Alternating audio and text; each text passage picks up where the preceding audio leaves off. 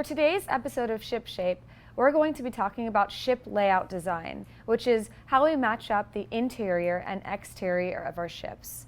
For today's episode, we're going to be focusing on how we did this with the Genesis Starliner. When coming out with a layout for our ships, we usually start with a design brief created by someone from our design team. They take into consideration the functionality of the ship, any special needs it might have, as well as the overall aesthetic we want it to have when you're inside of the ship and when you see it in space. The first art we have created is usually of the exterior of the ship. We'll give our design brief to one of our concept artists, and they'll come up with something that covers all of the special needs and functionality that our designers have decided this ship is going to need. They'll come up with a few images of the exterior, sometimes a few mood shots to make sure we know what the ship is going to look like, to make sure we get the aesthetic we want while accounting for the functionality of the ship.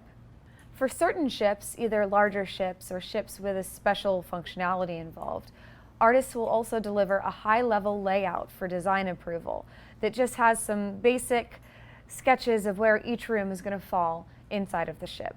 The Genesis Starliner in particular is actually a great ship for this episode because it's one of the first commercial transport ships that we've designed. For this reason, we went into more detail than usual when doing the layout for the interior of the ship to make sure that we accounted for all of the special things that this type of vehicle is going to need. You'll see here that we have an image of the first draft layout for this ship. It accounts for special things that commercial transport ships are going to need, such as a large cargo area, and accounting for how large amounts of people are going to enter/exit, as well as how large amounts of luggage are going to be loaded onto and off of the ship quickly. We made the cockpit bigger. We figured that the crew lives there. They're going to need enough space to sleep and eat and rest, and for their luggage as well as the luggage of the passengers. We also increased the cargo storage area. We wanted to make sure that passengers not only had enough room for all of the luggage they might need to bring with them on a trip, but also that we had enough room for all the supplies that are necessary during travel. I'm not going to talk too in depth about these. You're going to hear later during Around the Verse from Randy, the designer on this ship, about how these work in the Genesis Starliner. We also have an X-ray image of what it looks like when we lay out a rough design of the interior of a ship over a rough design of the exterior of the ship, just to confirm that everything lines up and everything looks modular in the way that we want it to.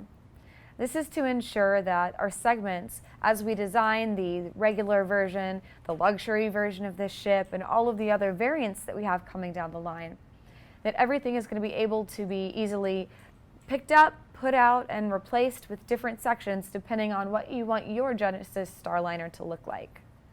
That's it for this week. Thank you guys for tuning into Ship Shape. Back to you, Sandy and Ben.